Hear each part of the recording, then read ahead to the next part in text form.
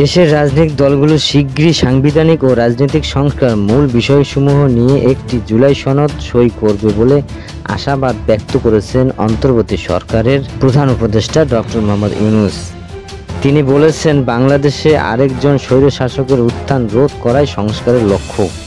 জাতিসংঘ সদর দপ্তরে জাতিসংঘ সাধারণ পরিষদের অধিবেশনের ফাঁকে পাকিস্তানের প্রধানমন্ত্রী শেহবাজ শরীফের সঙ্গে বৈঠককালে তিনি একথা বলেন। বৈঠকে দুই নেতা বাংলাদেশের আসন্ন জাতীয় নির্বাচন, অন্তর্বর্তী সরকারের সংস্কার উদ্যোগ, পাকিস্তানের ভয়াবহ বন্যা পরিস্থিতি, দ্বিপাক্ষিক বাণিজ্য, বিনিয়োগ ও আঞ্চলিক সহযোগিতা জোরদারের নানা দিক নিয়ে আলোচনা করেন। ডক্টর ইউনূস পাকিস্তানের সাম্প্রতিক বন্যার 1000-এরও বেশি মানুষের মৃত্যুতে গভীর শোক ও সমবেদনা জানান।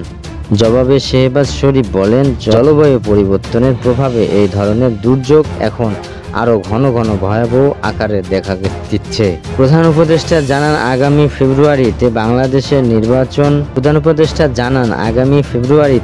বাংলাদেশের জাতীয় নির্বাচন আয়োজনের পথে রয়েছে। তিনি আশা করেন, জাতীয় ঐক্য কমিশন সহ 11টি জাতীয় কমিশনের প্রস্তাবিত সংস্কার বাংলাদেশে অর্থ বৈষম্য রাজনৈতিক রূপান্তরের পথ সুগম করবে।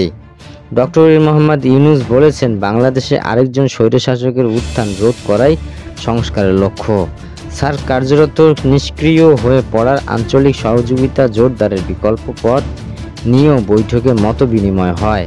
বৈঠকের এক পর্যায়ে শেহবাজ শরীফ অন্তর্বর্তী সরকারের মেয়াদ শেষ হওয়ার আগেই ডক্টর ইউনূসকে পাকিস্তান সফরের আমন্ত্রণ জানান।